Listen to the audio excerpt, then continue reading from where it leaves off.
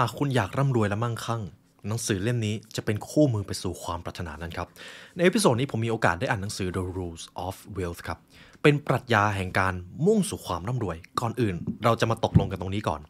คำว่าความร่ำรวยไม่ใช่ตัวเลขครับแต่เริ่มมาจากความคิดความร่ำรวยและความมั่งคั่งในชีวิตเริ่มต้นจากความคิดเมื่อคุณมีความคิดแบบคนประสบความสำเร็จทุกการกระทำมันจะมุ่งไปสู่ความสำเร็จในตัวมันเองและหนังสือเล่มนี้จะเป็นคู่มือที่ทำให้คุณได้สร้างความร่ำรวยมาตั้งแต่ภายในครับฉะนั้นในเอพิโซดนี้เราจะมาเรียนรู้ปรัชญาแห่งความมั่งคั่งผ่านหนังสือ The Rules of Wealth ครับ You are listening to the Library Podcast.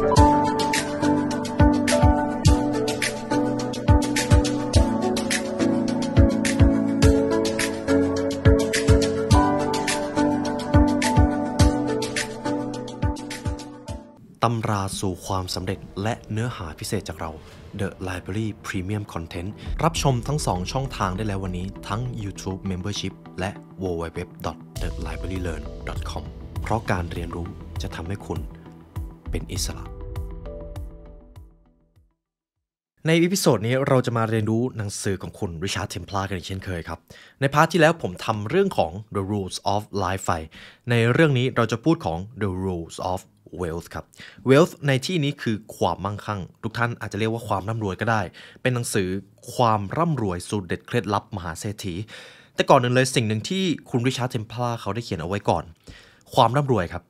ผมเชื่อว่าเกิน 90% ที่ฟังอยู่ต้องการความร่ำรวยเราทุกคนหวังที่จะมีชีวิตที่เต็มเปี่ยมไปด้วยความมั่งคั่งแต่ทุกท่านครับความร่ำรวยที่แท้จริงคือผลลัพธ์แห่งการกระทำไม่ใช่รางวัลแห่งความสำเร็จ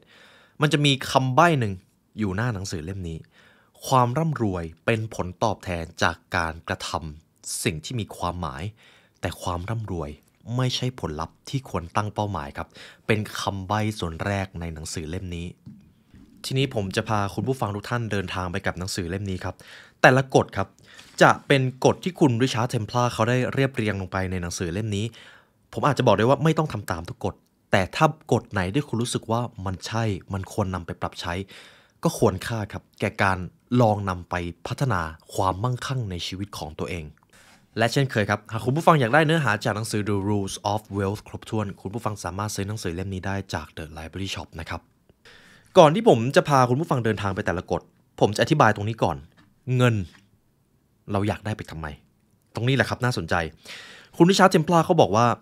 เราจะเอาเงินไปทำอะไรได้มากมายเช่นซื้อข้าวของเครื่องใช้ซื้อความเพลิดเพลินสำราญใจมันจะมีความปรารถนาในการใช้เงินหลายอย่างมากแต่มันจะไม่พ้น10ข้อนี้ครับเรามาดูตรงนี้กันก่อนเราต้องการเงินเพื่อที่จะ 1. ซื้อความปลอดภัยบ้านคุ้มกลาหัวเสื้อผ้าที่จะทำให้เรารู้สึกอบอุ่นอันนี้คือซื้อความปลอดภัยเกี่ยวกับชีวิตประจำวันครับ 2. ซื้อความสะดวกสบายซื้อบ้านเหมือนเดิมครับแต่บ้านหรูหน่อยอันนี้จะเป็นความสะดวกสบายรถยนต์คันใหญ่พนักงานความสะอาด 3. ซื้อความหรูหราฟุ่มเฟือยอะไรก็ตามเพื่อที่ซื้อมาแล้วอวดสถานะให้สังคมซึ่งแน่นอนไม่ใช่เรื่องผิดครับแต่อันนี้ก็เป็นอีกส่วนหนึ่งของการใช้เงิน 4. ซื้อการเดินทางผมเชื่อว่าหลายท่านจะใช้จ่ายกับตรงนี้ค่อนข้างบ่อยการเดินทางตั๋วเครื่องบินค่ารถค่าน้ำมัน 5. ซื้อสถานะทางสังคมเป็นการใช้จ่ายเพื่อแลกกับการได้รับเชิญเป็นแขกผู้ทรงเกียรติได้เข้าถึงบุคคลสำคัญ 6. ซื้อบารมีข้อนี้น่าสนใจการซื้อบารมีที่คุณริชาร์ด เทมพลาร์เข้าหมายถึงคือสมมตินะครับผมเอาเงินก้อนใหญ่เลยไปบริจาคผมดูเป็นคนดีมากเลยแต่ลึกแล้วผมก็ต้องการให้สังคมมายอมรับการบริจาคของผมอันนี้จะเรียกว่าการซื้อบารมีครับมันไม่ได้เป็นการให้ 100% แต่มันเป็นการคาดหวังบารมีกลับมาด้วย 7. ซื้ออิสรภาพของชีวิตเพื่อปลดแอกจากการทำงานการลงทุนเพื่อที่จะมีชีวิตที่จะเกษียณให้เร็วที่สุดอันนี้จะเป็นซื้ออิสรภาพของชีวิต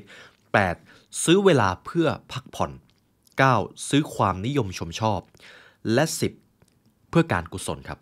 ข้อนี้คือการให้แบบ 100% เลยเพื่อการกุศลนี่คือเหตุผลครับที่เราต้องการเงินเราต้องการเอาไปใช้ไม่พ้น10อย่างนี้ผมเชื่อว่าคุณผู้ฟังก็มีเป้าหมายแล้วว่าพอได้เงินมาจะเอาไปทำอะไรเราอยากประสบความสำเร็จเราอยากจะรวยทีนี้ผมจะเป็นคนหน้าเงินพูดถึงเรื่องเงินโดยเฉพาะเลยเรามาเริ่มตรงนี้กันก่อนคำว่ารวยครับคำว่ารวยไม่ใช่ฐานะแต่เป็นความคิดครับ ถ้าเรามีความคิดแบบคนรวยไม่ว่าเราจะเจอโอกาสหรือเจอวิกฤตเราก็จะพลิกแพลงมันเป็นข้อดีได้ทั้งหมดเลยผมจะมีเรื่องเล่าเรื่องหนึ่งที่ผมเคยได้อ่านเจอผมจะยกตัวอย่างถึงคุณบิลเกตส์คุณบิลเกตส์ครับสมมติว่าเขาโดนริบทรัพย์สินแล้วก็โดนลักพาตัวไปทิ้งไว้ในดินแดนห่างไกลที่เขาไม่รู้จักคุณผู้ฟังเชื่อหรือเปล่าภายในระยะเวลา 2-3 เดือนคุณบิลเกตส์จะกลับมารวยเหมือนเดิมโดยที่เขาไม่ต้องพึ่งต้นทุนเก่าเลยเพราะเขามีความคิดแบบคนรวยครับฉะนั้นเราจะมาเริ่มกันตรงนี้เลยทุกอย่างเริ่มต้นที่ความคิดกฎข้อที่1ใครๆก็มีสิทธิ์รวยขอแค่สมัครใจจะร่ำรวยกฎข้อนี้พูดเหมือนง่ายครับแต่คุณผู้ฟังครับหลายคนยังหาข้ออ้างที่จะไม่พาตัวเองไปสร้างความร่ำรวยบางคนยังหาข้ออ้างเพื่อที่จะดูถูกคนรวยแต่จริงๆแล้วเขาแค่ไม่อยากออกจากกรอบเดิมๆฉะนั้นกฎข้อนี้เป็นจุดเริ่มต้นของความร่ำรวยทั้งหมดทั้งปวงทุกท่านมีสิทธิ์รวยครับทุกท่านมีสิทธิ์สร้างความมั่งคั่งให้กับตัวเองตัวท่านมีสิทธิ์และโอกาสเช่นเดียวกับคนอื่นที่จะกอบโกยเงินใส่กระเป๋าได้เท่าที่คุณต้องการแต่สิ่งที่มันฉุดรั้งและเป็นสิ่งที่ใหญ่ที่สุดมันก็คือความเชื่อครับเท่านั้นเลยนี่คือเนื้อหาสำคัญที่หนังสือเล่มนี้พูดถึงจงกล้าท้าทายความรับรู้ที่ถูกฝังหัวมาตลอดในเรื่องเงินและความร่ำรวยหลายคนชอบทึกทักกันไปเองว่าคนจนนั้นจนเพราะโชคชะตาไม่เอื้ออำนวยส่วนคนรวยนั้นรวยเพราะมีต้นทุนฐานะชีวิตที่ดีแต่ทางสถิติในโลกใบนี้นะครับคนที่เป็นมหาเศรษฐีเกิน 50% มาจากการสร้างเนื้อสร้างตัวด้วยตัวเองฉะนั้นกฎข้อที่1คุณมีสิทธิและโอกาสเช่นเดียวกับคนอื่นที่จะสร้างความร่ำรวยได้เท่าที่ท่านต้องการต่อไปผมจะพูดถึงกฎข้อที่2จงนิยามความมั่งคั่งในแบบของคุณเองครับข้อนี้สำคัญมากถ้าเราไม่รู้ว่าความมั่งคั่งที่เราปรารถนาคืออะไรเราจะไปเอามุมมองความร่ำรวยของคนอื่นมาไว้ในชีวิตของตัวเองครับและเชื่อเถอะครับอะไรก็ตามที่เป็นเป้าหมายจากการล่อคนอื่นมามันจะเติมเต็มชีวิตอะไรคุณไม่ได้เลยนี่คือความเป็นจริงฉะนั้นการที่คุณจะร่ำรวยนั้นความร่ำรวยที่ว่าคืออะไรหากคุณอยากประสบความสำเร็จนิยามความสำเร็จที่ว่าคืออะไรผมเชื่อว่ามันจะต้องไม่ใช่แค่เรื่องเงินแน่ๆมันจะต้องมีมิติอื่นๆเพราะชีวิตของเรามีหลายมิติมากครับถ้ามันมีมิติแค่ความร่ำรวยอย่างเดียวทุกคนรวยไปหมดแล้วครับเพราะไม่ต้องคิดเยอะสำหรับบางคนความมั่งคั่งร่ำรวยอาจจะเป็นการมีเพียงพอแบบที่ไม่ต้องกังวลว่าจะขาดแคลนบางคนความมั่งคั่งร่ำรวยอาจจะหมายถึงการสร้างธุรกิจบางอย่างที่เปลี่ยนแปลงโลกส่วนเงินเขาอาจจะไม่สนใจเงินจะตามมาเป็นรางวัลตอบแทนเองตรงนี้แหละครับคือจุดสำคัญถ้าเราไม่มีนิยามความมั่งคั่งร่ำรวยของตัวเองเราจะตรวจสอบหรือตัดสินได้อย่างไรว่าเราประสบความสำเร็จแล้วถ้าคุณไม่หาคำตอบเรื่องนี้อย่างจริงจังอย่าเพิ่งไปข้อต่อไปครับฉะนั้นกำหนดความมั่งคั่งในแบบของตัวท่านเองทีนี้ผมจะพาคุณผู้ฟังไปที่กฎข้อที่3ความลับอย่าให้ใครรู้พูดง่ายๆก็คือสิ่งที่คุณตั้งใจจะทำความร่ำรวยที่คุณอยากจะสร้างไม่ต้องให้ใครรู้เลยครับให้คุณรู้ตัวคนเดียวคุณริชาร์ด เทมพลาร์เขาบอกว่าหลายครั้งเวลาคุณมีความฝันคุณมีความปรารถนาสิ่งแรกที่เราจะทำคือเอาไปพูดกับคนอื่นโดยเฉพาะคนใกล้ตัวแล้วก็หลายครั้งเหลือเกินที่คนใกล้ตัวเรามาบั่นทอนกำลังใจเราซะงั้นซึ่งความผิดไม่ได้อยู่ที่คนอื่นครับอยู่ที่เราเพราะถ้าคุณอยากสำเร็จมั่งคั่งหรือร่ำรวยสิ่งที่จะสื่อสารผลลัพธ์ออกไปได้มากที่สุดคือผลลัพธ์จากการลงมือทำครับไม่ใช่คำพูดฉะนั้นบ่อยครั้งที่ความเห็นของคนอื่นมักบั่นทอนกำลังใจคุณจึงควรหลีกเลี่ยงในเรื่องนี้คุณไม่จำเป็นต้องเปิดปากบอกไอเดียดีๆของคุณให้ใครรู้เลยการที่คนอื่นๆวิพากษ์วิจารณ์สิ่งที่คุณกำลังคิดหรือกำลังทำไม่ได้เสริมกำลังใจคุณแม้แต่น้อยแล้วคุณจะทำไปทำไมทีนี้ผมจะถามคุณผู้ฟังว่าคุณผู้ฟังเคยเอาความฝันของตัวเองไปปรึกษากับคนอื่นแต่สิ่งที่ได้มาคือการถูกบั่นทอนกำลังใจไหมครับแน่นอนไม่ใช่ท่านคนเดียวที่จะต้องเจอสถานการณ์แบบนั้นฉะนั้นแล้วจงปล่อยให้ความสำเร็จที่คุณจะสร้างขึ้นเป็นความลับเล็กๆของคุณต่อไปค่อยๆศึกษาเรียนรู้ไปพร้อมๆกับลงมือปฏิบัติตามกฎอย่างเงียบๆไม่ต้องกลัวว่าใครจะมาบั่นทอนคุณเลยเพราะคุณรู้อยู่แล้วว่าสิ่งที่คุณทำมีความหมายในตัวมันเองต่อไปเราจะมาเริ่มที่หัวข้อนี้ต่อปรับมุมมองความรวยครับสำหรับใครก็ตามที่ยังคิดว่าการที่คนคนนึงรวยขึ้นมาได้เขาจะต้องทำบางสิ่งบางอย่างที่ไม่ดีหรือคนคนนั้นจะต้องเป็นคนโลภมากแน่เลยผมจะไม่บอกว่าถูกหรือผิดแต่เรามาลองฟังข้อนี้กันคุณริชาร์ด เทมพลาร์เขาบอกว่ามนุษย์เราหลายครั้งโตขึ้นมาท่ามกลางความเชื่อแปลกๆมาจากประสบการณ์ในวัยเด็กโดยเฉพาะเรื่องที่เกี่ยวกับเงินทองหลายคนที่รู้สึกว่าคนที่มีเงินทองเยอะมักจะเป็นคนโลภส่วนหนึ่งมาจากการถูกปลูกฝังความเชื่อในวัยเด็กส่วนความเป็นจริงนั้น แทบจะตรงกันข้ามเลยหลายคนอาจจะคิดว่าเงินเป็นรากฐานของความชั่วร้ายจริงๆแล้วเงินไม่ใช่รากฐานของความชั่วร้ายจิตใจของคนคนนั้นต่างหากที่สร้างรากฐานความชั่วร้ายขึ้นมาเองคนบางคนเมื่อประสบความสำเร็จเขาก็ยิ่งเป็นคนดียิ่งถ่อมตัวยิ่งเอาสิ่งที่เขาได้มามอบให้กับคนอื่นแบ่งปันให้กับคนอื่นในขณะที่บางคนครั้งหนึ่งเคยเป็นคนธรรมดาแต่เมื่อประสบความสำเร็จร่ำรวยเงินจำนวนนั้นความสำเร็จนั้นก็ไปดึงตัวตนที่มืดที่สุดในตัวคนคนนั้นออกมาได้อย่างง่ายดายฉะนั้นแล้วต้นเหตุของปัญหาไม่ได้อยู่ที่เงินเลยครับอยู่ที่จิตวิญญาณของคนคนนั้นฉะนั้นแล้วคนที่รวยหรือประสบความสำเร็จจะมีความเชื่อในเรื่องเงินทองหรือความมั่งคั่งแตกต่างจากที่คนจนมีเพราะพวกเขาได้ทำความเข้าใจกับเรื่องเหล่านี้อย่างถ่องแท้มานานแล้วฉะนั้นขอให้กำจัดความเชื่อที่คุณหาคำตอบได้แล้วว่ามันไม่เข้าท่าโดยเฉพาะเรื่องของเงินทองครับการมีเงินไม่ใช่สิ่งเลวร้ายเลยการมีเงินทำให้คุณสบายใจและสามารถไปทำสิ่งที่มันมีความหมายกว่าคุณมีเวลามากขึ้นเวลาหาเพิ่มไม่ได้ส่วนเงินคุณหาได้แน่ๆครับต่อไปผมจะพาคุณผู้ฟังมาที่กฎข้อนี้ผมชอบข้อนี้อย่าใช้เงินแก้ปัญหาครับเพราะอะไรรู้ไหมครับเพราะมันจะมีปัญหาเพิ่มครับเดี๋ยวตรงนี้ผมจะอธิบายให้ฟังคุณริชาร์ด เทมพลาร์เขาบอกแบบนี้เงินไม่ได้ช่วยให้คุณมีความสัมพันธ์ที่ดีขึ้นถ้าความสัมพันธ์ของคุณกำลังร้าวฉานเงินไม่ช่วยอะไรเลยเงินไม่ได้ช่วยคุณปราศจากโรคภัยไข้เจ็บถ้าคุณไม่แม้แต่จะเริ่มไปดูแลสุขภาพออกกำลังกายอาหารการกินแม้จะใช้ซื้อยาและการดูแลรักษาทางการแพทย์ที่ดีได้มากกว่าปกติแต่มันก็เกิดขึ้นหลังจากที่คุณเจ็บไข้ไม่สบายฉะนั้นเงินป้องกันสิ่งเหล่านี้ไม่ได้ครับจริงอยู่ที่เงินใช้ซื้ออาหารชั้นเลิศได้แต่จากสถิติเขาพบว่าคนร่ำรวยอีกครึ่งค่อนโลกมีสุขภาพที่ย่ำแย่แม้จะใช้เงินทั้งหมดที่มีรักษาเยียวยาแต่ก็ไม่อาจสำฤทธิ์ผลเสมอไปฉะนั้นแล้วข้อนี้มีความลึกซึ้งครับเงินอาจใช้ซื้อยาและการดูแลรักษาได้แต่การป้องกันหรือโล่ที่จะทำให้ชีวิตของคุณมั่นคงเงินจะไม่ใช่สิ่งเดียวที่คุณจะต้องสร้างขึ้นมาครับมันคือระเบียบวินัยในชีวิตซึ่งอันนี้คือฟรีครับคุณเข้าถึงได้เลยฉะนั้นมันจึงไม่ใช่เรื่องเกินจริงยิ่งคุณมองว่าเงินช่วยแก้ปัญหาต่างๆได้มากเท่าไหร่คุณก็ยิ่งมีโอกาสที่จะพลาดประเด็นสำคัญในชีวิตมากขึ้นเท่านั้นเพราะเงินไม่สามารถใช้แก้ปัญหาได้ทุกเรื่องครับและคุณริชาร์ดเขาพูดดักไว้นะครับใครก็ตามที่คิดว่าไม่จริงหรอกถ้าผมมีเงินรับรองชีวิตนี้ไม่มีปัญหาคุณริชาร์ดเขาบอกแบบนี้เลยครับ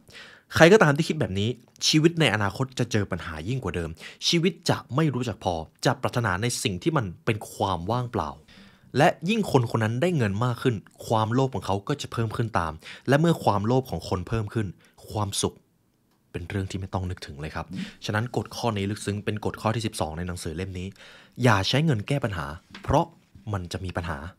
ต่อไปผมจะพาคุณผู้ฟังมาที่กฎข้อนี้ครับกฎข้อ13คนสำราญงานสำเร็จหากให้ผมพูดให้ง่ายที่สุดความสุขต้องมาก่อนเงินครับผมมีโอกาสได้ฟังอาจารย์ท่านหนึ่งเคยสอนผมอันนี้เป็นประสบการณ์ของผมในตอนนั้นผมมีปัญหาเรื่องของการทำงานประจำเพราะว่าเงินเดือนค่อนข้างน้อยแล้วเพิ่งทำงานใหม่ครับไม่รู้ว่าชีวิตการบริหารเงินบริหารสุขภาพบริหารการงานต้องทำอย่างไรแต่ผมเจออยู่ประโยคนึงแล้วมันพลิกชีวิตผมเลยก็คือความสุขต้องมาก่อนเงินเพราะถ้าเราไม่มีความสุขต่อให้จะได้เงินมาขนาดไหนเราก็จะเอาเจ้าเงินเหล่านั้นแหละไปซื้อความสุขวงเล็บ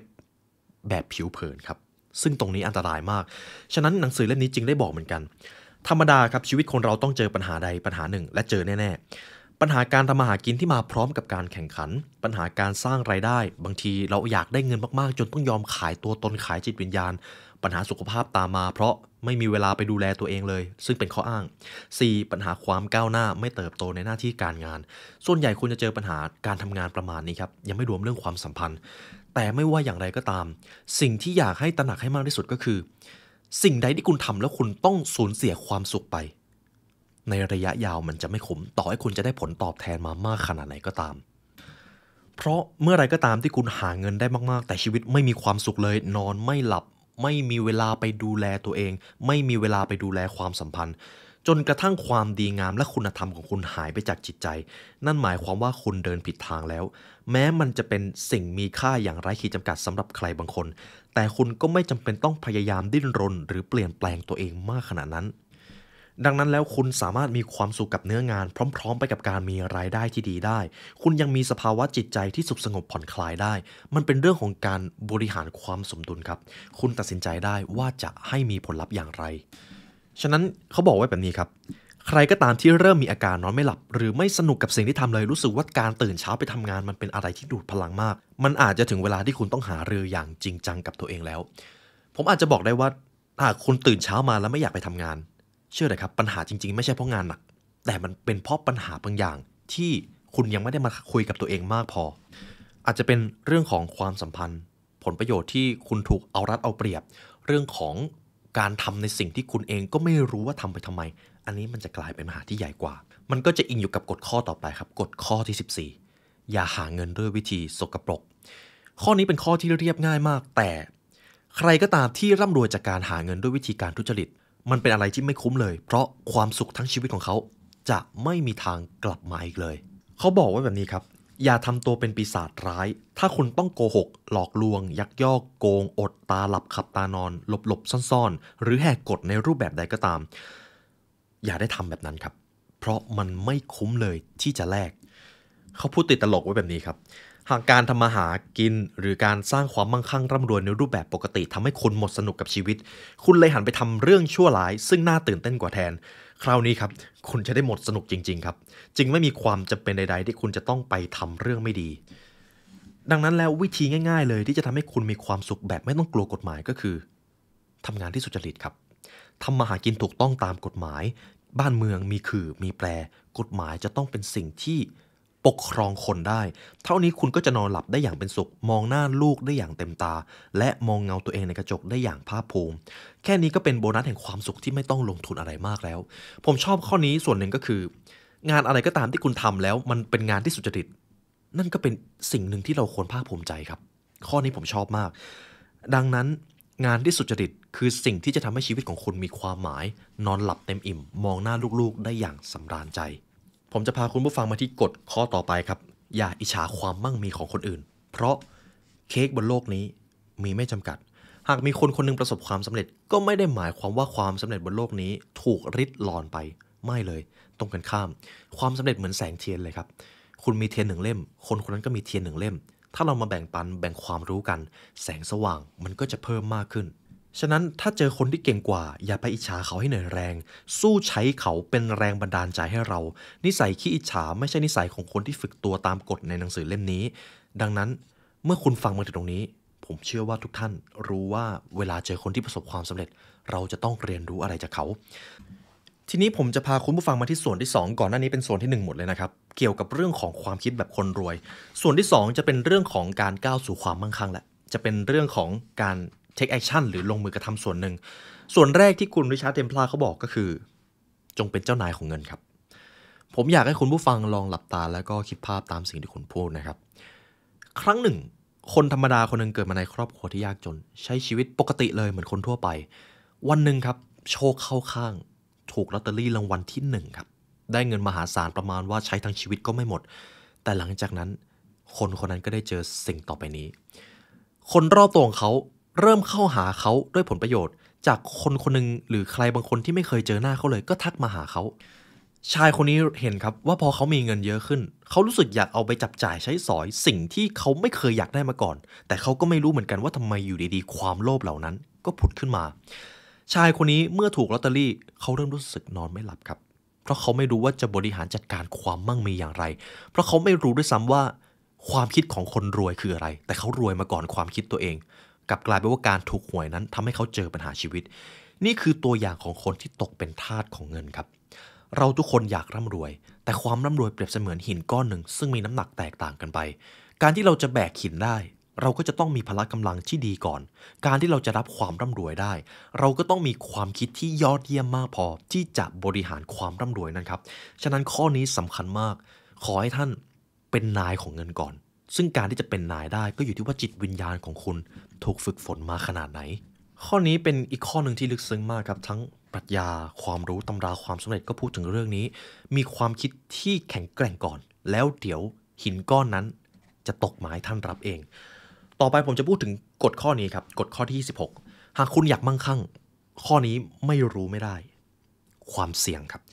คุณต้องเต็มใจรับความเสี่ยงวงเล็บที่เหมาะสมคนที่ร่ำรวยคนที่ทำธุรกิจแล้วประสบความสำเร็จเขาแบกรับความเสี่ยงเยอะมากเขาเลยประสบความสำเร็จครับเท่านั้นเลยคุณผู้ฟังจะลองสังเกตได้ว่าพนักงานประจำ ที่ไม่ได้แบกรับความเสี่ยงอะไรเลยเขาอาจจะร่ำรวยแต่เขาก็จะเจอเพดานแต่อีกคนนึงที่ความเสี่ยงรับเต็มเลยทำธุรกิจถ้าเขาล้มเหลวเขาอาจจะสูญเสียเยอะมากเลยแต่ถ้าเขาสำเร็จเขาก็จะได้กลับมาเยอะเช่นกันคนประเภทนี้คือคนที่จะกลายเป็นมหาเศรษฐีครับเพราะใครก็ตามที่เต็มใจรับความเสี่ยงต่อให้เขาจะเจอความล้มเหลวจริงๆแต่เดี๋ยวเขาก็จะหาทางให้ตัวเองไปรับความเสี่ยงต่อซึ่งความเสี่ยงเหล่านั้นจะเป็นความเสี่ยงที่อยู่ภายใต้ความรู้ที่คนคนนั้นมีฉะนั้นข้อนี้ผมอยากให้คุณผู้ฟังลองสังเกตตัวเองว่าความเสี่ยงที่เหมาะสมทั้งการลงทุนการเริ่มต้นธุรกิจอยู่ประมาณไหนอย่างตัวผมจะยกตัวอย่างตัวผมอายุเลข2ผมจะรับความเสี่ยงได้เยอะระดับหนึ่งเวลาผมทำธุรกิจถ้าผมล้มแป๊บๆผมก็ลุกได้แล้วแต่ถ้าตรงกันข้ามครับเกิดตัวผมอายุเลข4มีครอบครัวต้องดูแลมีภาระที่จะต้องจัดการบริหารให้ดีผมก็อาจจะไม่เสี่ยงเท่าตัวผมตอนอายุเลข2อย่างแน่นอนฉะนั้นข้อนี้มีแค่คุณผู้ฟังเท่านั้นที่ตอบได้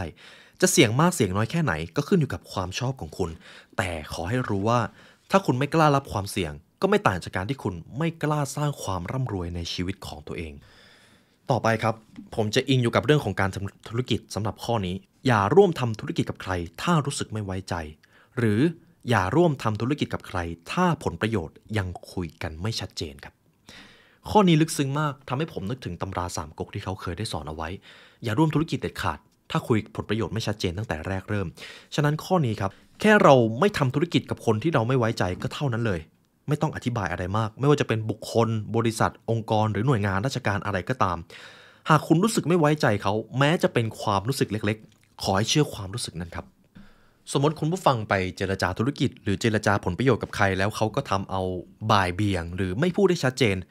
ออกมาเลยครับไม่คุ้มเลยแม้แต่น้อยเพราะคนที่มีคุณธรรมในการทำธุรกิจจะใส่ใจในเรื่องนี้จะใส่ใจทั้งผลประโยชน์ของตัวเองและอีกฝ่ายจะไม่ทำอะไรกำกวมเรื่องของผลประโยชน์เป็นเรื่องที่ควรพูดครับทีนี้คุณผู้ฟังอาจจะสงสัยแล้วถ้าเราจะทำธุรกิจแล้วพูดถึงผลประโยชน์ก่อนเลยเขาจะไม่มองว่าเราเป็นคนโลภหรอเชื่อเถอะครับถ้าเราไม่คุยเรื่องผลประโยชน์ตอนนี้แล้วไปเจอปัญหาที่ขัดผลประโยชน์ในภายหลังปัญหานั้นจะใหญ่กว่าเดิมเป็นเท่าตัวครับซึ่งไม่คุ้มเลยฉะนั้นฟังเสียงลางสังหรณ์ของตัวเองให้ดีคิดให้เด็ดขาดคิดให้ชัดเจนและต้องกล้าคิดกล้าแสดงออกกล้าพูดว่าอะไรคือสิ่งที่ถูกต้องและไม่ถูกต้องครับทีนี้ผมจะพาคุณผู้ฟังมาที่กฎข้อต่อไปในส่วนนี้จะเกี่ยวกับการลงมือทำนะครับซึ่งข้อนี้ผมเชื่อว่าทุกท่านเคยถูกสอนมาตั้งแต่เด็กๆเริ่มออมเงินตอนอายุยังน้อยๆครับข้อนี้ตรงตัวครับตอนเด็กๆผมก็ถูกคุณพ่อคุณแม่สอนให้ออมเงินนะครับซึ่งการออมเงินผมรู้สึกว่ามันจะไม่เกี่ยวกับจำนวนเงินเป็นหลักแต่มันจะเกี่ยวกับเรื่องของนิสัยและระเบียบวินัย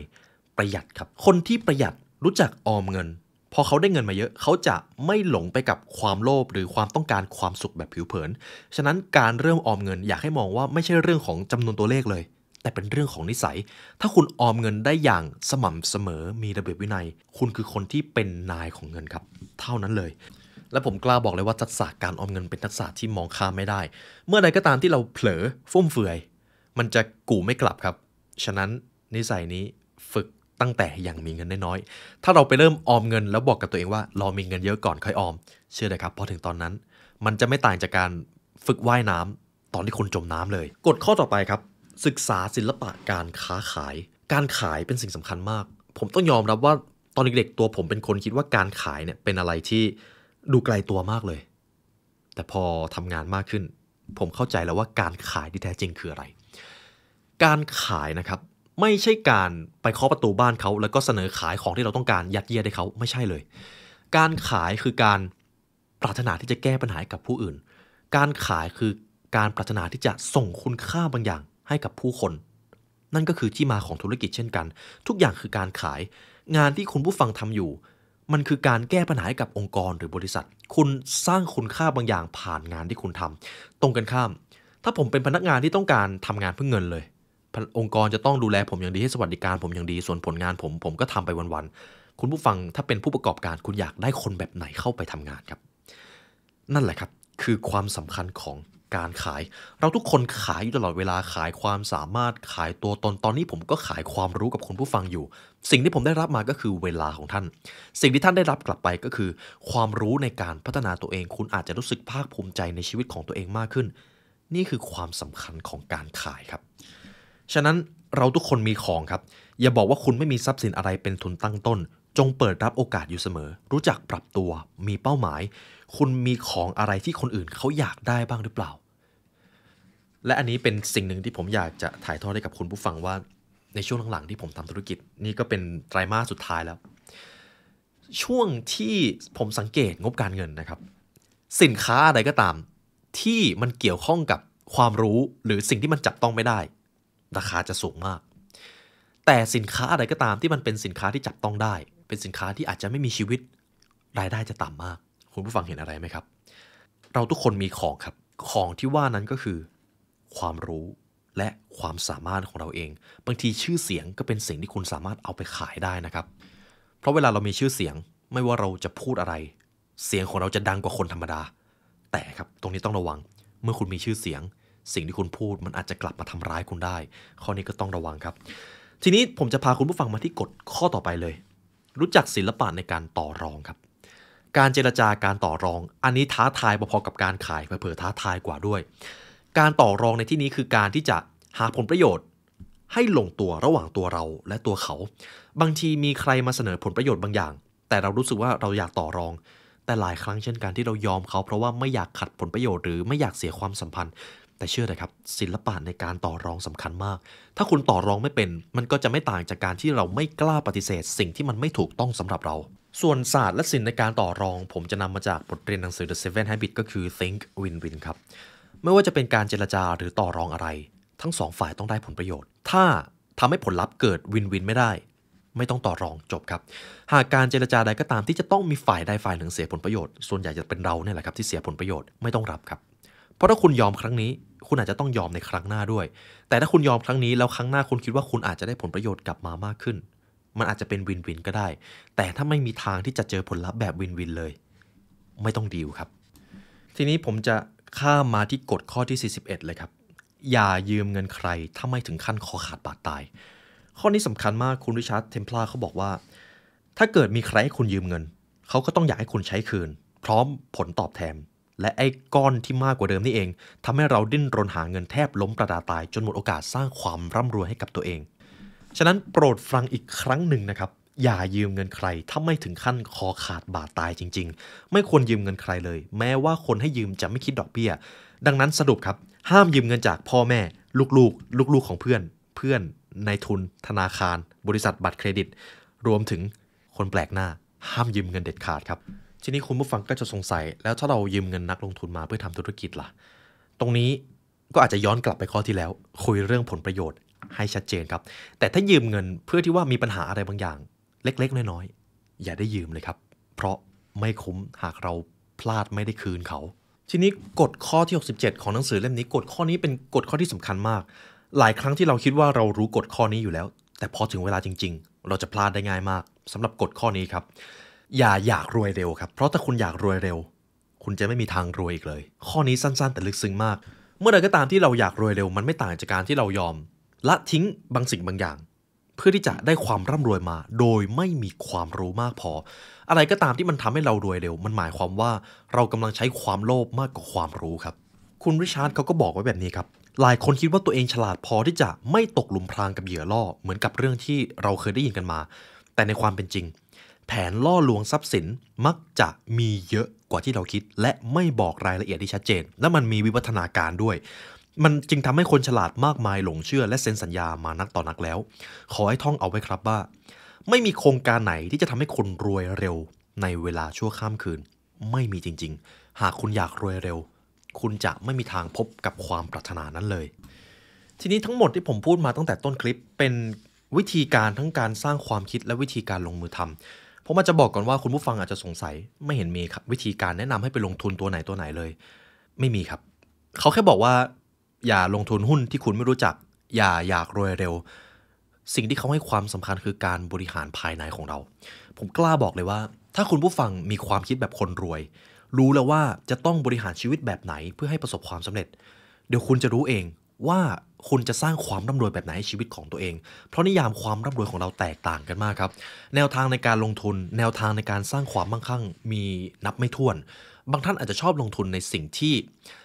ทันสมัยทันโลกสมัยใหม่แต่บางท่านก็ชอบลงทุนในสิ่งที่มีความมั่นคงฉะนั้นถ้าจะให้แนะนำเรื่องนี้ทั้งวันก็ไม่จบครับหรือบางทีถ้าไม่พูดถึงเรื่องของการลงทุนพูดถึงเรื่องของการขายการทำงาน เราสามารถทำงานจนกลายเป็นคนที่ประสบความสำเร็จก็ได้วงเล็บถ้าเรามีความคิดแบบคนที่ร่ำรวยไม่ได้ทำงานไปวันๆทำงานอย่างมีวิสัยทัศน์ดังนั้นผมจะย้ำอีกครั้งนะครับเมื่อคุณมีความคิดแบบคนที่ประสบความสำเร็จแล้วเดี๋ยวหลังจากนั้นคุณจะรู้เองว่าต้องทำอะไรต่อส่วนสุดท้ายที่ผมจะพูดถึงคือแล้วเมื่อเรารวยแล้วล่ะเราต้องทำอย่างไรตรงนี้น่าสนใจครับหลายคนยังไม่ได้เตรียมตัวรับมือกับความร่ำรวยของตัวเองฉะนั้นเมื่อคุณรวยแล้วนี่คือสิ่งที่เราจะมาเรียนรู้ด้วยกัน 1. ห้ามให้เพื่อนหรือคนในครอบครัวยืมเงินครับยกเว้นคุณจะทำใจว่าเงินนั้นจะหายไปเลยเพราะอะไรเวลาที่เราให้ใครยืมเงินไปขอให้ทำใจไว้ก่อนเลยว่าเขาจะไม่คืนคิดแบบนี้เลยครับเพราะถ้าไม่อย่างนั้นคุณจะข่มตาตัวเองนอนไม่หลับถ้าเงินที่คุณให้ยืมไปนั้นมันเยอะมากหรือถ้าคุณให้เงินนั้นไปแล้วคุณทำใจไม่ได้อย่าให้ยืมเสียแต่แรกเพราะมันไม่คุ้มเลยมันไม่ต่างจากการที่เรายอมให้ตัวเองเดือดร้อนแล้วให้คนอื่นสบายฉะนั้นครับขอแค่คุณผู้ฟังปฏิเสธให้เป็นหรือไม่ก็ยกให้เขาฟรีๆไปเลยถือว่าทำบุญ 2. ครับคุณไม่สามารถเอาอะไรติดตัวไปได้เลยวันหนึ่งคุณจะประสบความสำเร็จคุณจะมีความมั่งคั่งคุณจะมีทรัพย์สินแต่ท้ายที่สุดแล้วคุณไม่สามารถเอาอะไรติดตัวไปได้เลยครับนั่นคือความเป็นจริงคุณต้องจัดการกับภาระผูกพันอันเกิดจากความร่ำรวยทั้งปวงให้เรียบร้อยผมเคยอ่านบล็อกหนึ่งที่ผมเห็นในอินเทอร์เน็ตเขาพูดไว้ดีมากเลยในช่วงเริ่มแรกของการใช้ชีวิตช่วง20จนถึง40จะเป็นช่วงที่เรากอบโกยทุกอย่างเข้ามาแต่ช่วงหลัง40ไปจะเป็นช่วงที่เราเอาของที่เรากอบโกยมานั่นแหละออกไปจากชีวิตถ้าคุณมีของเยอะคุณก็จะเหนื่อยหน่อยในการเอาออกซึ่งเป็นบทเรียนที่เตือนใจตัวผมได้ดีมากเลยผมเชื่อว่าวันหนึ่งเราจะรู้สึกว่าของบางอย่างอาจจะไม่ได้จำเป็นและเราอาจจะต้องการเอาออกไปด้วยซ้ำฉะนั้นครับท่านไม่สามารถเอาอะไรติดตัวไปได้เลยกฎข้อที่3สำหรับส่วนนี้เมื่อวันหนึ่งท่านมีลูกหรือบางท่านมีอยู่แล้วฝึกให้ลูกได้เรียนรู้ความลำบากเพราะความลำบากจะหลอมคนให้ทนทานส่วนความสบายความสำราญมันจะไปรอนรานความเป็นคนนี่คือความเป็นจริงครับเขาเลยบอกเลยว่าลูกๆที่ถูกสปอยนะครับคำว่าถูกสปอยก็คือถูกตามใจโดยเฉพาะเรื่องของเงินเขาจะไม่เห็นคุณค่าของเงินแต่ถ้าคุณปล่อยให้ลูกไปเจอประสบการณ์จริงไปทำงานจริงไปโดนด่าไปเจอวิกฤตไปล้มเหลวจากการลงทุนด้วยตัวเองลูกจะเห็นคุณค่าของเงินและเมื่อลูกเห็นคุณค่าของเงินคุณได้สร้างยอดคนขึ้นมาครับฉะนั้นคุณริชาร์ดก็บอกว่าถ้าคุณจะให้ลูกในการใช้เงินหรือบริหารเงินก็ควรให้ลูกเป็นรายเดือนแล้วให้ลูกบริหารด้วยตัวเองถ้าหมดก็รับโทษด้วยตัวเองเป็นผลลัพธ์จากการกระทำของตัวเองฝึกให้ลูกได้เรียนรู้การบริหารเงินตั้งแต่เนิ่นๆครับอย่าตามใจมากเกินไปโดยเฉพาะเรื่องของเงินเพราะชีวิตจริงเราอาจจะไม่ได้อยู่ให้เงินเขาไปตลอดชีวิตครับต่อไปจะเป็นกฎข้อที่4ครับเมื่อคุณรวยแล้วอย่าอวดรวยครับข้อนี้พูดมันง่ายใช่ไหมครับแต่หลายคนพอรวยแล้วมันก็จะรู้สึกว่าเราอยากจะอวดความสำเร็จของเราให้คนอื่นได้เห็นเราอุตส่าห์ตรากตรำเคี่ยวกลำจนประสบความสำเร็จมาขนาดนี้จะไม่ให้อวดหน่อยเหรอคุณริชาร์ดเขาบอกแบบนี้ยิ่งรวยคุณยิ่งต้องประหยัดเพราะถ้าคุณไม่ประหยัดแล้วไปอวดรวยคุณจะไปเพิ่มความโลภในชีวิตให้ตัวคุณเองขอให้ใช้เงินอย่างรู้คุณอย่าอวดร่ำรวยขอให้ฟังกฎต่อไปนี้ไม่ซื้อรถเพื่ออวดรวยไม่บ้าของมีค่าราคาแพง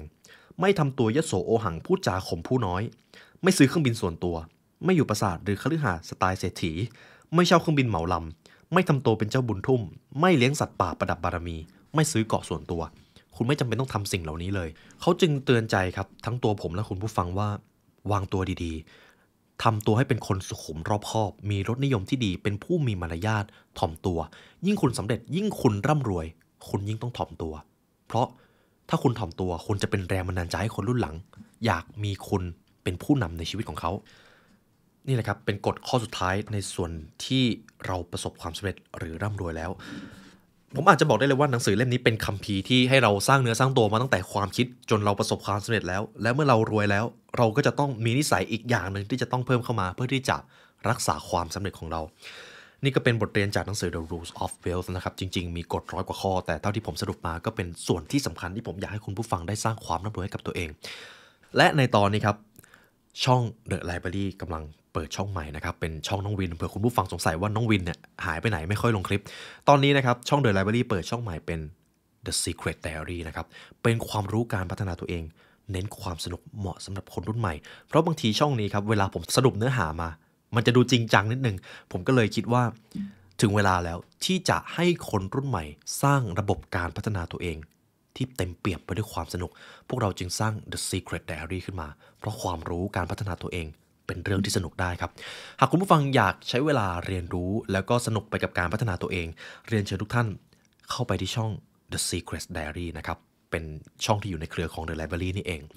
และในวันนี้ครับหากทุกท่านฟังมาถึงตรงนี้ก็ขอบคุณและเป็นเกียรติมากที่ได้มาเรียนรู้ด้วยกันในวันนี้ได้เวลาอันสมควรแล้วทีมงาน The Library และผมขอลาไปก่อนขอให้วันนี้เป็นวันที่ยอดเยี่ยมของทุกท่านครับสวัสดีครับ